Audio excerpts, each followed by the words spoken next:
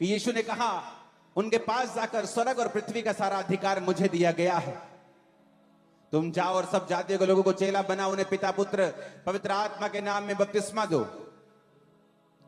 और सब बातें जो मैंने आज्ञा दी हैं मानना सिखाओ, और देखो मैं जगत के अंत तक तुम्हारे साथ हूं। सबसे मोस्ट इंपॉर्टेंट आज्ञा है जीसस क्राइस्ट की, जब वो जीवित स्वर्ग पर चढ़ाए जाने वाले थे कि जाओ इनको बोलो कि ये लोग मेरी सेवा करें। लोग बोलते हैं मैं सेवा करूं, मैं तो इंजीनियर हूं, मैं कैसे सेवा करूं, मैं डॉक्टर हूं, मैं तो एक आईटी कंपनी में जॉब करता हूं, मैं तो हाउस वाइफ। यहोशू 24 उसकी 15 आयत में लिखा है, यहोशू ने कहा सब लोगों से यदि यहोवा की सेवा करना तुम्हें बुरी लगे तो आज चुन लो तुम किसकी सेवा करोगे। उन देवताओं की जिनकी सेवा तुम्हारे पुरखा महानद के उस पार करते थे, अमोरियों के देवताओं की सेवा जिसके देश में तुम रहते हो, परंतु मैं तो अपने घराने समेत यहोवा की सेवा नित्य करूंगा। पुराने नियम में, नए नियम में, दोनों नियम में हमें परमेश्वर ये बताता है कि एक्चुअल में हम लोग उसकी सेवा करने के लिए चुने गए हैं। सारे, आप डॉक्टर हैं तो भी जाओ और चेला बनाओ, आप इंजीनियर हैं तो भी, आप एक विश्वासी हैं तो भी, आप एक हाउस वाइफ है तो भी, ये बुलाहट है जो आप सबको दी गई है। जब आप लोग इस बुलाहट पे नहीं चलेंगे, उसके बाद फिर निराशाएं हमारी जिंदगी में प्रवेश करेंगे, एक खालीपन प्रवेश करेगा बीमारी के रूप में। फिर आप कंप्लेंट करेंगे मेरा पति मेरी बात नहीं सुनता, मेरे बच्चे मेरी बात नहीं सुनते, मुझे वो सेटिस्फाइड नहीं करते, क्योंकि आप भूल गए अपने बाप को सेटिस्फाइड, अपने पिता को, अपने जीसस को सेटिस्फाइड करना, क्योंकि उसने आपको सेवा के लिए बुलाया है। सेवा करने से क्या होगा? क्या हम सब सेवा के लिए बुलाए गए हैं? हां, हम सब सेवा के लिए बुलाए गए हैं। एक पास्टर भी सेवा के लिए बुलाया गया है और एक विश्वासी भी सेवा करने के लिए बुलाया गया है। जब एक विश्वासी परमेश्वर की सेवा नहीं करेगा, फिर उसकी जिंदगी में वो खालीपन रहेगा जिसे दुनिया की कोई ताकत, कोई पैसा, कोई बरकत, कोई खुशी भर नहीं सकती। फिर वो अपनी लाइफ में उस सफर पे निकलेगा जो अकेलेपन से और दुखों से भरा हुआ है। फिर आप क्वेश्चन करेंगे, परमेश्वर अगर मेरी लाइफ में तू है तो मेरी लाइफ ऐसी क्यों है? अगर मेरी लाइफ में तू है तो मेरी जिंदगी फिर ऐसी क्यों है? लगता क्यों नहीं है कि तू मेरी लाइफ में है? क्योंकि आप अपनी लाइफ की जो पहली कॉलिंग है सेवा करना, उसे आपने दूसरे, तीसरे, चौथे और लास्ट नंबर पे कर दिया है। वचन में लिखा है यूहन्ना 12 उसकी 26 आयत में, यदि कोई मेरी सेवा करे तो मेरे पीछे हो ले, जहां मैं हूं वहां मेरा सेवक होगा। जीसस ने कहा यदि कोई मेरी सेवा करे मेरा पिता उसका आदर करेगा। यीशु ने कहा अगर कोई मेरी सेवा करेगा, जो कोई जीसस की सेवा करेगा, पिता उसका आदर करेगा। आज पत्नी ढूंढती है आदर, मेरे इन लॉ फैमिली मेरा आदर नहीं करते, मेरे पेके मेरे हस्बैंड का आदर नहीं करते, हमारे लोग हमारा आदर नहीं करते, मेरे बच्चे मेरा आदर नहीं करते। जब आदर आपको ऊपर से ना दिया जाए तो आपके पास नहीं आ सकता। जब ऊपर ही ब्लॉक कर दिया जाए तो धरती पर आप कुछ नहीं पा सकते।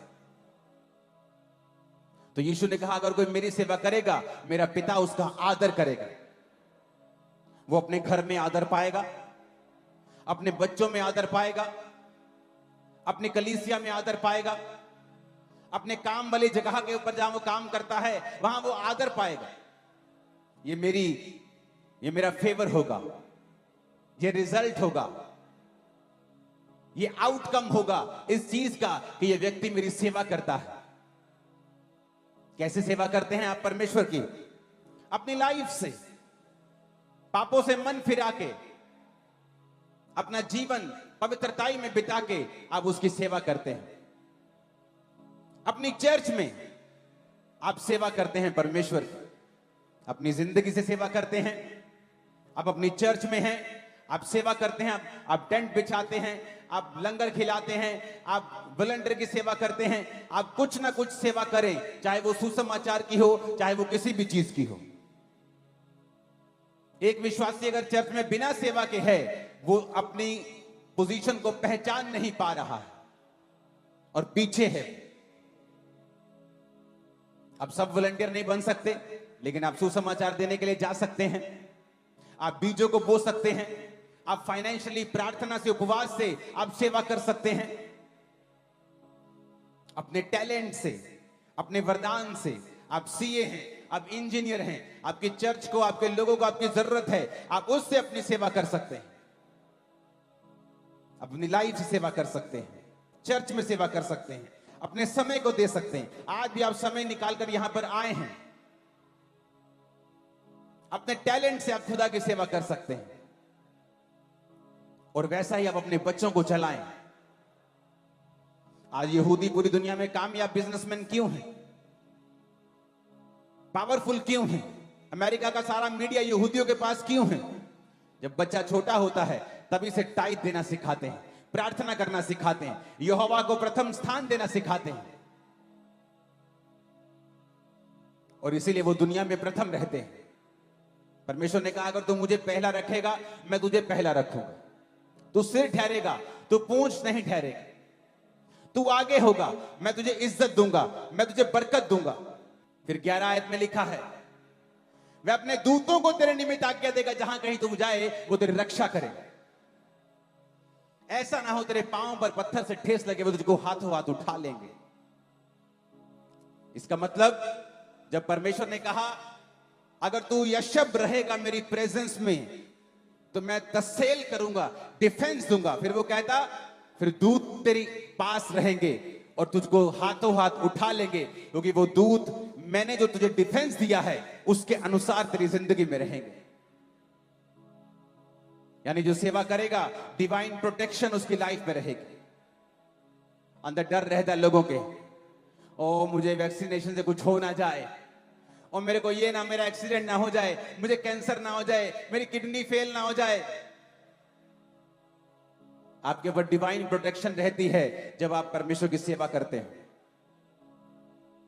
नीति वचन 3 उसकी 5 से 6 में लिखा है, अपनी समझ का सहारा ना लेकर संपूर्ण मन से यहोवा पर भरोसा रखना, उसी को स्मरण करके सब काम करना, वो तेरे लिए सीधा मार्ग निकालेगा। परमेश्वर ने क्या कहा? कहता अपनी समझ का सहारा मत लेना,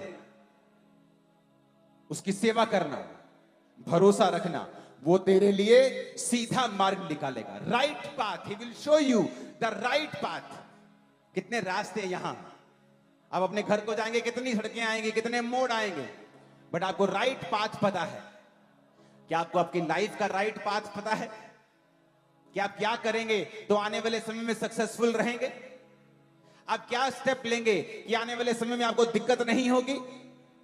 आपको कोई नहीं बता सकता, कोई नहीं बता सकता, सिर्फ परमेश्वर आपको गाइड कर सकता है। और उसने कहा, जब तुम पूरा भरोसा मुझ पे रखेगा, I will show you the right path, मैं तुझे सही रास्ता बताऊंगा, तुझे जीवन में क्या करना है, कहां तुझे राइट पार्टनर मिलेगा, कहां तुझे राइट बिजनेस मिलेगा, किस कैरियर में तुझे सफलता मिलेगी, मैं तुझे बताऊंगा, मैं तुझे तेरी अगुवाई करूंगा। अगर आप सेवा करेंगे, वो आपको राइट पाथ देगा। निर्गमन 23 उसकी 25 से 28 आयत में लिखा है, यदि तू अपने परमेश्वर यहोवा की उपासना करे, इंग्लिश में ज्यादा अच्छा लिखा है, and ye shall serve the Lord your God. अगर तुम सर्व करेगा, सेवा करेगा, तो वो तेरे अन्न जल पर आशीष देगा। He shall bless thy bread and thy water, I will take sickness away from the midst of thee. कहता मैं तुम्हारे बीच से रोग दूर कर दूंगा अगर तुम मेरी सेवा करेगा। आज से 10-15 साल पहले की बात होगी, आई थिंक 2009 की शायद ये 10 की बात होगी। मैं अपने चर्च के बाहर सेवा कर रहा था, तो एक व्यक्ति को उठाकर लेके आए, वो पागल था, पागल जैसी हरकतें कर रहा था। उसकी मां आई और बोली इसके पिताजी को अटैक हुआ। सेम ऐसे ही करते थे, 7 दिन हॉस्पिटल में रहे, मर गए। जब उनकी चिता को ये आग लगा रहा था, अब आग लगा के जब वापिस आए क्रियाक्रम के बाद, तो सेम अटैक मेरे बेटे पे होने लगे। आप इस पे प्रार्थना कर दीजिए। मैं आत्मा में था और मैंने उससे कहा, मैंने कहा जा अपने बेटे को और तू सब लोग जाओ, मिट्टी की सेवा चर्च में चल रही, मैंने कहा जाओ मिट्टी की सेवा करो। मैंने ले हैंड भी नहीं किया, मैंने कहा जाओ वहां पे सेवा करो। और वो सेवा करने लगे और सेवा करने के दौरान परमेश्वर की आत्मा ने छुआ और पूरा पागलपन गया। आज तक वो लड़का जीवित है, बड़ा हो गया बहुत। पहले जवान था, अब तो और जवान हो गया होगा। 20 साल के करीब था, अब तो 35-40 साल का हो गया होगा। उसने कहा अगर तू सर्व करेगा, यदि तू अपने परमेश्वर Jehovah, you shall serve the Lord, अगर तू सर्व करेगा, I will take sickness away, मैं तेरे अन्न जल पर आशीष दूंगा, मैं सिकनेस को तेरे बीच से दूर कर दूंगा। बहुत से विश्वासी रोते हैं प्रभु के सामने, प्रभु मैं बीमार क्यों? क्योंकि तुम सेवा नहीं कर रहे। तुम्हें लगता है तुम विश्वासी हो, तुम चर्च जाते हो, यही एहसान है चर्च के ऊपर। पादरी तो यही एहसान है, चर्च जाने यही आ गए हैं चर्च। ये तो पहला स्टेप है। सेकंड स्टेप है उस चर्च में जाओ, फिर काम ढूंढो, प्रार्थना से, उपवास से, टाइप से, हर चीज से, टैलेंट से, काम से, सुसमाचार देने से, हर तरह से सेवा करो। मैंने अपनी लाइफ में पर्सनल एक्सपीरियंस किया है। जो लोग सेवा में होते हैं उनके काम दूसरे लोगों के मुकाबले जल्दी होते हैं, उनकी हीलिंग जल्दी होती। वो भी मुसीबत में फंसते हैं, धर्मी फंसता है लेकिन जल्दी निकल जाते हैं। जीसस ने सेवा की, ऐसी सेवा आज तक किसी ने नहीं की। जब क्रूस पे थे तो जल्दी मर गए। पिलातुस हैरान, कहता मर गए? कहता जीसस इतनी जल्दी कैसे मर गए? कहता मर गए। कहता नहीं, वो चेक करके आओ। तो चेक करने के दौरान फिर उसकी पसली में नेजा मारा गया था। क्योंकि जब क्रूस पे लटकाया जाता था तो 2-2, 3-3 दिन लोग लटके रहते थे, उनकी जान निकलती नहीं थी। वो जान जल्दी निकल गई, जल्दी खत्म हो गया काम, क्योंकि वो उसकी सेवा करते थे। वो दुख जल्दी निपट गया, वो जल्दी खत्म हो गया। अपने पड़ोसी को जोर से बोलो सेवा कर। आमीन। आगे पढ़ेंगे इस आयत को। तेरे देश में ना किसी का गर्भ गिरेगा, ना कोई बांझ होगी, और तेरी आयु में पूरी करूंगा। जिन लोगों के बीच में तू जाएगा उन सबों के मन में मैं अपना भय संवार दूंगा, उनको व्याकुल कर दूंगा, तेरे शत्रुओं की पीठ तुझे दिखाऊंगा। फिर से दोबारा पढ़ेंगे आयत को 26 को। तेरे देश पे कहता गर्भ नहीं गिरेगा, तुझे गर्भ का फल मैं दूंगा, तुझे वंश दूंगा, तेरी आयु पूरी करूंगा। भजन संहिता 91:16 में भी लिखा है, मैं तुझे उद्धार दिखाऊंगा और तुझे दीर्घ आयु से तृप्त करूंगा। किसके लिए? सबके लिए नहीं है ये। अपने पड़ोसी को बोलो वचन सबके, ये वचन सबके लिए नहीं था, उसी के लिए है जो उसकी हजूरी में बैठा है, जिसने अपनी विश्वासी होने की कुर्सी को छोड़ा नहीं है। आमीन। क्या कहा परमेश्वर ने? तेरा गर्भ नहीं गिरेगा, ना कोई बांझ होगा, तेरी आयु में पूरी करांगा। तेरी आयु को कहता मैं पूरा करूंगा, बढ़ाऊंगा, तो पूरी आयु का होकर परमेश्वर में सोएगा। फिर कहता 27 आयत में, तेरे दुश्मन कभी भी तुझ पर काबिल कब्जा ना कर पाएंगे।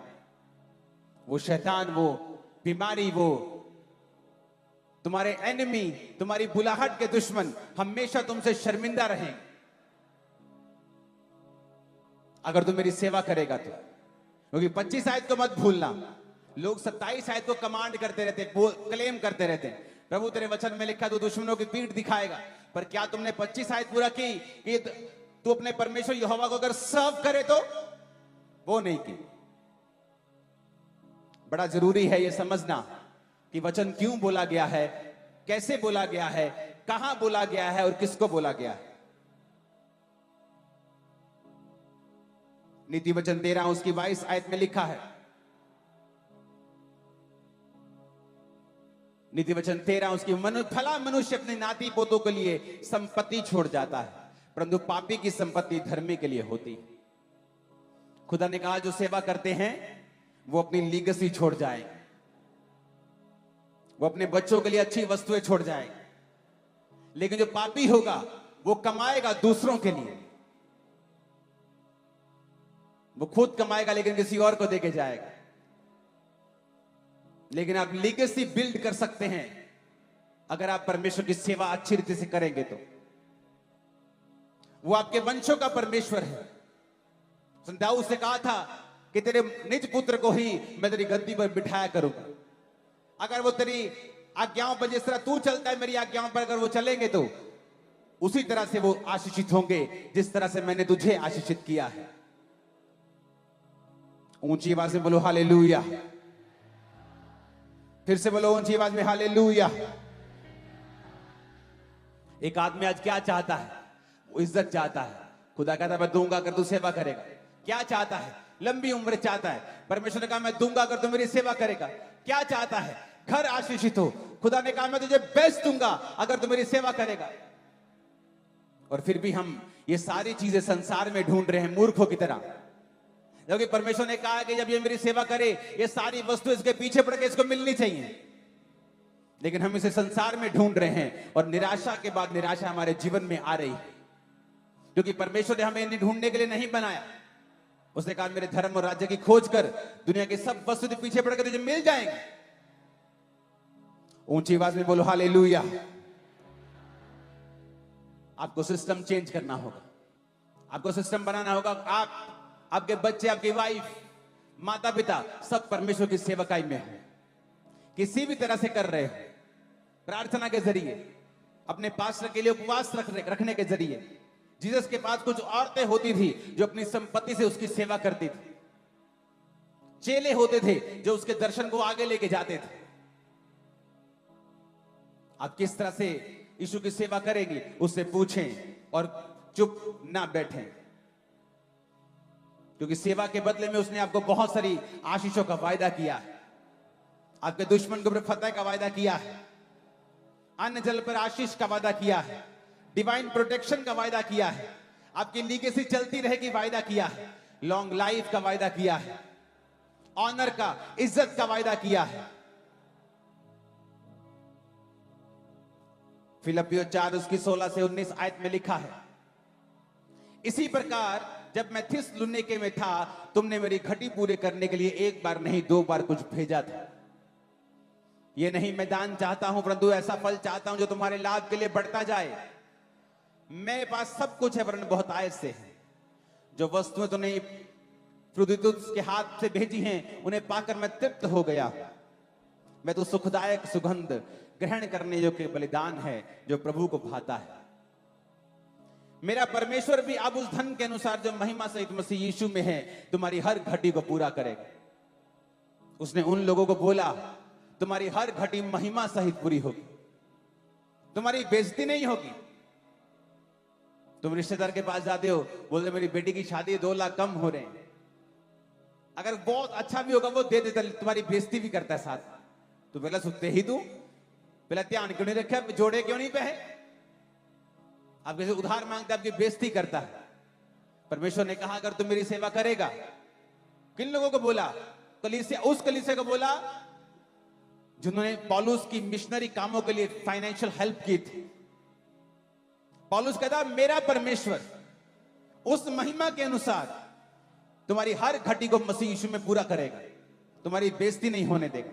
तुम्हारी घटी भी पूरी होगी लेकिन महिमा सहित होगी, तुम्हारी इज्जत भी होगी और घटी भी पूरी होगी। ऐसा वचन उन लोगों के लिए है जो परमेश्वर की सेवा करना चाहते हैं, जो कर रहे हैं या आगे जो करेंगे। हर विश्वासी से क्लेम नहीं कर सकता जिसका सेवकाई में कोई हाथ नहीं है, जिसको यह मतलब है कि आज सरमन बड़ा अच्छा था, आज सरमन इतना अच्छा नहीं था, आज हीलिंग प्रेयर बड़ी पावरफुल थी, आज फलानी प्रेयर बड़ी पावरफुल थी। बस उन्हें लगता है उनका काम हो गया, फिनिश, उन्होंने अपना काम कर दिया। ये बहुत बड़ी बात है, उनका चर्च में आ गए आज वो। ये बड़ी बात नहीं तो शुरुआती बात है। आप सेवा के लिए पैदा हुए हैं, सेवा के लिए सृजे गए हैं। सेवा ही आपका एकमात्र काम है। आप डॉक्टर हैं, जाइए सेवा कीजिए। कई बार मेडिकल साइंस काम नहीं करती, क्यों? क्योंकि परमेश्वर को काम करना होता है। क्या आप अपने पेशेंट्स को बताते हैं यीशु मसीह के बारे में? उसी को स्मरण करके सब काम करना, वो तेरे लिए सीधा मार्ग निकालेगा। परमेश्वर ने क्या कहा? कहता अपनी समझ का सहारा मत लेना, उसकी सेवा करना, भरोसा रखना, वो तेरे लिए सीधा मार्ग निकालेगा। Right path, he will show you the right path. कितने रास्ते यहां, आप अपने घर को जाएंगे, कितनी सड़कें आएंगी, कितने मोड़ आएंगे, बट आपको राइट पाथ पता है। क्या आपको आपकी लाइफ का राइट पाथ पता है कि आप क्या करेंगे तो आने वाले समय में सक्सेसफुल रहेंगे? आप क्या स्टेप लेंगे कि आने वाले समय में आपको दिक्कत नहीं होगी? आपको कोई नहीं बता सकता, कोई नहीं बता सकता, सिर्फ परमेश्वर आपको गाइड कर सकता है। और उसने कहा जब तुम पूरा भरोसा मुझ पे रखेगा, I will show you the right path, मैं तुझे सही रास्ता बताऊंगा, तुझे जीवन में क्या करना है, कहां तुझे राइट पार्टनर मिलेगा, कहां तुझे राइट बिजनेस मिलेगा, किस कैरियर में तुझे सफलता मिलेगी, मैं तुझे बताऊंगा, मैं तेरी अगुवाई करूंगा। अगर आप सेवा करेंगे वो आपको राइट पाथ देगा। निर्गमन 23 उसकी 25 से 28 आयत में लिखा है, यदि तू अपने परमेश्वर यहोवा की उपासना करे, इंग्लिश में ज्यादा अच्छा लिखा है, and ye shall serve the Lord your God. अगर तुम सर्व करेगा, सेवा करेगा, तो वह तेरे अन्न जल पर आशीष देगा। He shell bless thy bread and thy water. I will take sickness away from the midst of thee. कहता मैं तुम्हारे बीच से रोग दूर कर दूंगा अगर तुम मेरी सेवा करेगा। आज से 10-15 साल पहले की बात होगी, आई थिंक 2009 की शायद ये 10 की बात होगी। मैं अपने चर्च के बाहर सेवा कर रहा था, तो एक व्यक्ति को वो उठाकर लेके आए, वो पागल था, पागल जैसी हरकतें कर रहा था। उसकी मां आई और बोली इसके पिताजी को अटैक हुआ। सेम ऐसे ही करते थे, 7 दिन हॉस्पिटल में रहे, मर गए। जब उनकी चिता को ये आग लगा रहा था, अब आग लगा के जब वापिस आए क्रियाक्रम के बाद, तो सेम अटैक मेरे बेटे पे होने लगे। आप इस पे प्रार्थना कर दीजिए। मैं आत्मा में था और मैंने उससे कहा, मैंने कहा जा अपने बेटे को और तू सब लोग जाओ, मिट्टी की सेवा चर्च में चल रही, मैंने कहा जाओ मिट्टी की सेवा करो। मैंने ले हैंड भी नहीं किया, मैंने कहा जाओ वहां पे सेवा करो। और वो सेवा करने लगे, और सेवा करने के दौरान परमेश्वर की आत्मा ने छुआ और पूरा पागलपन गया। आज तक वो लड़का जीवित है, बड़ा हो गया बहुत। पहले जवान था, अब तो और जवान हो गया होगा। 20 साल के करीब था, अब तो 35-40 साल का हो गया होगा। उसने कहा अगर तू सर्व करेगा, यदि तू अपने परमेश्वर Jehovah, you shall serve the Lord, अगर तू सर्व करेगा, I will take sickness away, मैं तेरे अन्न जल पर आशीष दूंगा, मैं सिकनेस को तेरे बीच से दूर कर दूंगा। बहुत से विश्वासी रोते हैं प्रभु के सामने, प्रभु मैं बीमार क्यों? क्योंकि तुम सेवा नहीं कर रहे हो। तुम्हें लगता है तुम विश्वासी हो, तुम चर्च जाते हो, यही एहसान है चर्च के ऊपर, पादरी दे ही एहसान है चर्च जाने, यही आ गए हैं चर्च। ये तो पहला स्टेप है। सेकंड स्टेप है उस चर्च में जाओ, फिर काम ढूंढो, प्रार्थना से, उपवास से, टाइप से, हर चीज से, टैलेंट से, काम से, सुसमाचार देने से, हर तरह से सेवा करो। मैंने अपनी लाइफ में पर्सनल एक्सपीरियंस किया है। जो लोग सेवा में होते हैं उनके काम दूसरे लोगों के मुकाबले जल्दी होते हैं, उनकी हीलिंग जल्दी होती। वो भी मुसीबत में फंसते हैं, धर्मी फंसता है लेकिन जल्दी निकल जाते हैं।